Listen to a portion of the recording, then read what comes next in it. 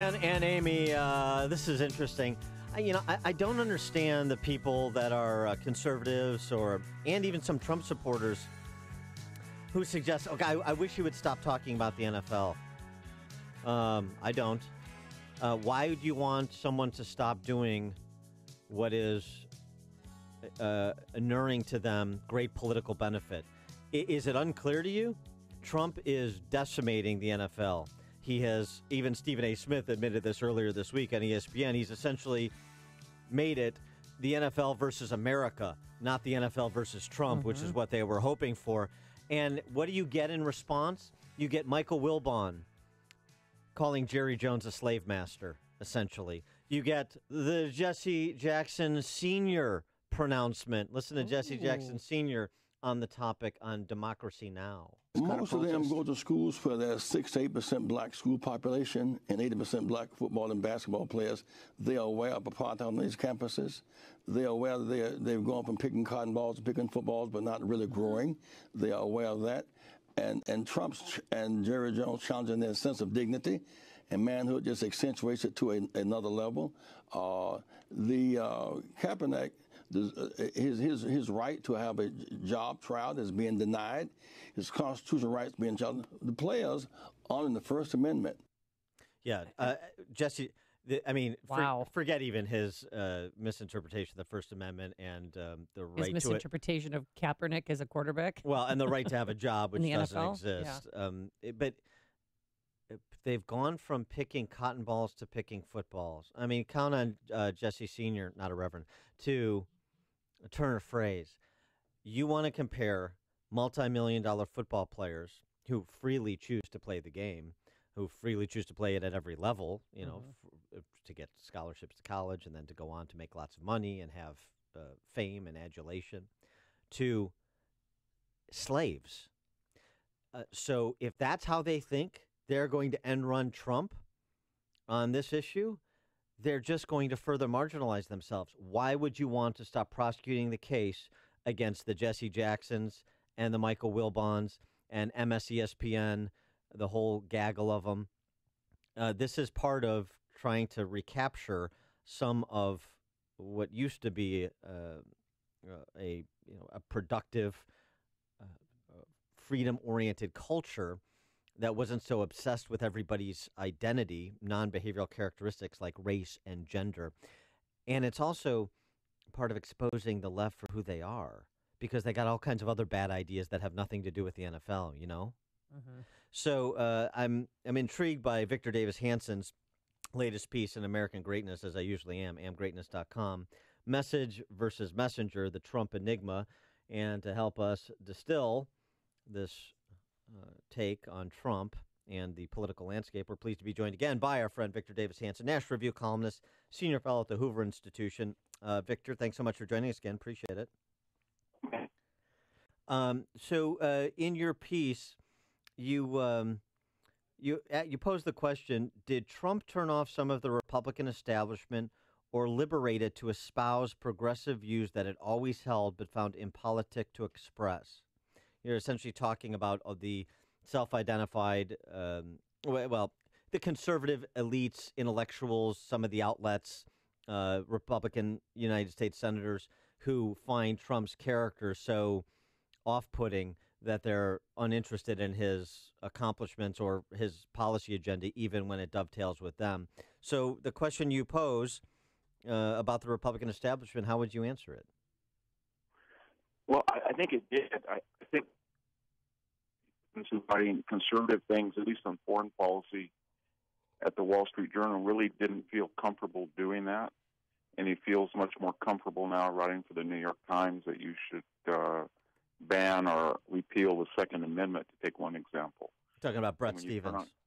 Yeah, I think he feels much more, and there are certain people, I work at the National Review, and there are certain people that write things about not so much the Second Amendment, but on race and gender and immigration that I don't think they feel comfortable with they never felt comfortable with the traditional, especially in the Wall Street Journal, another example, Weekly Standard. They never felt comfortable on issues of affirmative action or abortion or guns are illegal immigration, and Trump has sort of liberated them and they can express those views and sort of say, well, it's not so much the views, it's just Trump is so beyond the pale, he's so barbaric or uncouth or crude that I just can't be associated with his agenda.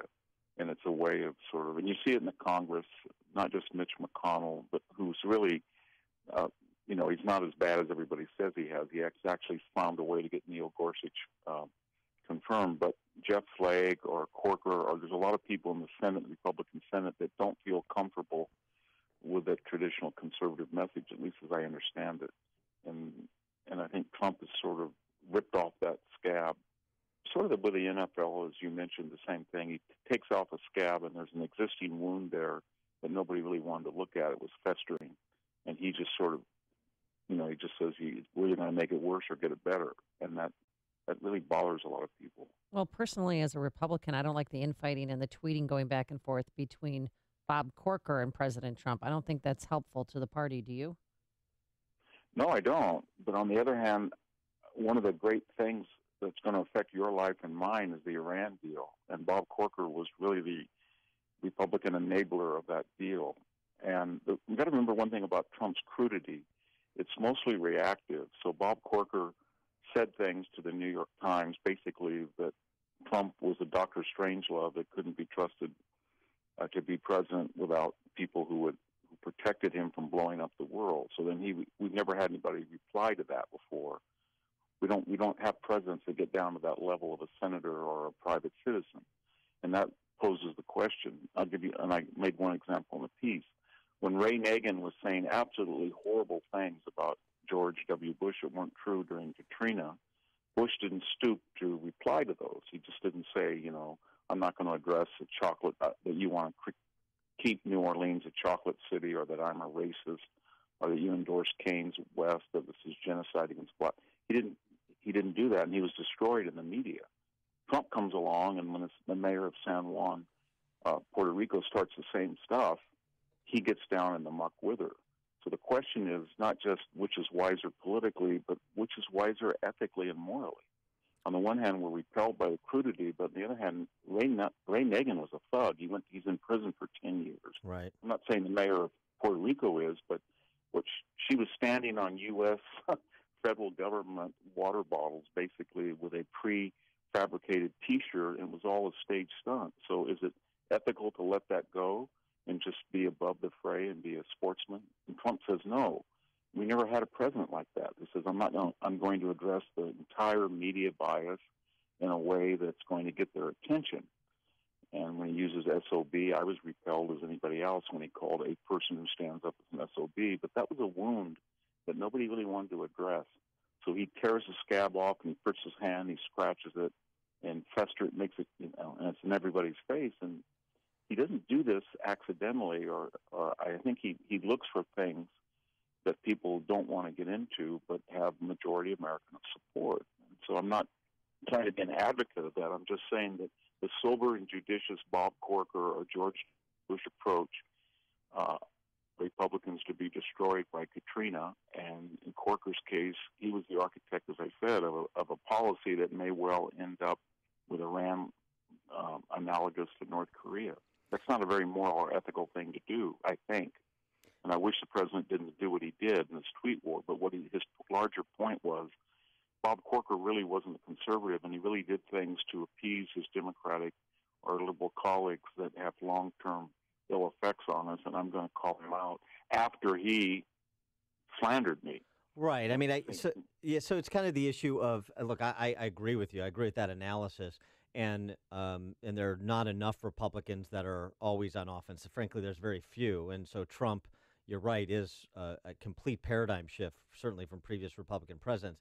But it's the question of, can you be always on offense without doing so in such a unnecessarily offensive or ill-considered way, I guess. Yeah, that's a good point. I think a lot of it is tone, that Trump's tone is something in his accent and his appearance just fly in the face of what the media, especially the left-wing media, which is almost synonymous with the media, feel is appropriate. Right. So when Barack Obama, in quite mellifluous tone, says that the entire Tea Party, remember this is millions of people, were teabaggers, yeah, which is a homophobic slur about male on male oral sex, and nobody says a word, or he says get in your faces, or take a gun to a knife fight, or punch. Oh, did we lose? Oh, there we go. Yeah, he did it in such a way that down to the was offensive, and the media didn't. So we're at a stage now where what was abnormal was accepted as normal, and we've had everybody from David Letterman to Bill Maher to Colbert who said offensive, really terrible things about the rape of women. Sarah Palin's daughter, 14 years old, Yeah, joke on national yeah. TV. That was okay. So now we get a guy who comes in and says, you know what? It's not okay. If this is the polite culture, I'm going to show you the impolite version of it. That's and everybody's hysterical. That's really interesting. Yeah, I mean, it's the idea of if you say terribly offensive or ignorant or extreme things, but in a room temperature kind of conversational tone of voice, and you're a member of the left, then it makes it okay. Well, when Bob Corker says to the New York Times, who really like what he's doing, and he says in a very calm tone, I'm very worried. We have a president that could start World War III, then that's okay. But what he basically said was that the Republicans elected an idiot and a maniac that's right out of Stanley Kubrick's Dr. Strangelove. Mm-hmm. So Trump comes along and says, that's not okay. And Bob Corker, which you never do in politics, he said, Bob Corker asked me to help him get reelected. Now he's a hypocrite. Mm-hmm. You don't talk about those things, but Trump does talk about those. And the message that at least the supporters see is these people are crude, but they don't act as if they're crude, but they do crude things. So we have a guy who's going to call them out, and he's going to be crude, and he's going to show you what real crudity is. I'm not justifying it, but I think that's where we are now. And I don't know how long that's sustainable for Trump. I wish he wouldn't go down those cul-de-sacs of tweets with all these people because there's only so much ammunition that he has. But for now, he has really got the media and Hollywood and the progressive movement and people in the Republican establishment introspective, and they're looking at what they do. And the NFL is a good example. Do you agree? Do you agree with Ross Douthat over at the New York Times, who said what's happening in the country is the country's moving left, but the Democrats are moving left faster, and that Trump also agrees with that, and he sees the arbitrage opportunity that the Dems are moving too far left too fast, and that provides a political opportunity for him? Yeah, I think so. I think every democracy, the evolutionary trajectory is to get bigger government and give more entitlement and less democratic freedom of speech, because if anybody objects to it, then they become enemies of the people and hate speech and all. We see that. That's what made it's a George Orwell devoted his career to. So I think that's accurate. But what he does is, getting back to that, he has a unique ability to spot vulnerability. So the NFL was a glass house. It violates an antitrust law. It gets special dispensation. It has all white owners. It has mostly 75 to 80% African-American players. It's not diverse like the left says we must be. There's no idea of disproportionate impact or proportional representation as universities have to follow or the post office. It's just been exempt. Same thing with traumatic brain injuries. Same thing with multi-million-dollar players not following common rules of sportsmanship. It just was there, and it bothered people. People in cities didn't want to be blackmailed by NFL billionaires by saying either you pay up for a stadium or I leave. So people were angry. Trump understood that. So Colin Kaepernick was sort of the tip of the iceberg, and he got into this with Trump. Then everybody started to re-examine, and they said, wow, the NFL is just a special case or stuff that's been really bothering me, and I couldn't articulate it. And it wasn't about race. It was about money. It was about hypocrisy. And it was about the game itself. And they're going to lose 10 to 20% of their viewership and audience, and they're not sustainable if their present budgetary pathways. They can't do it. And they're going to have to change, and they're going to have to make the necessary linguistic adjustments and say it had nothing to do with Trump. It had nothing to do with the protest. We're just going to go back and stand for the national anthem. And if they don't, they're going to be sort of the NFL of the 1970s or 60s. Yeah. He is Victor Davis Hanson, National Review columnist, senior fellow at the Hoover Institution, always thought-provoking. His latest piece, which is must-read at amgreatness.com, Message versus Messenger, the Trump Enigma. Victor Davis Hanson, thanks as always for joining us. Appreciate it. Thank you. And he joined us on our turnkey.pro answer line. Listen to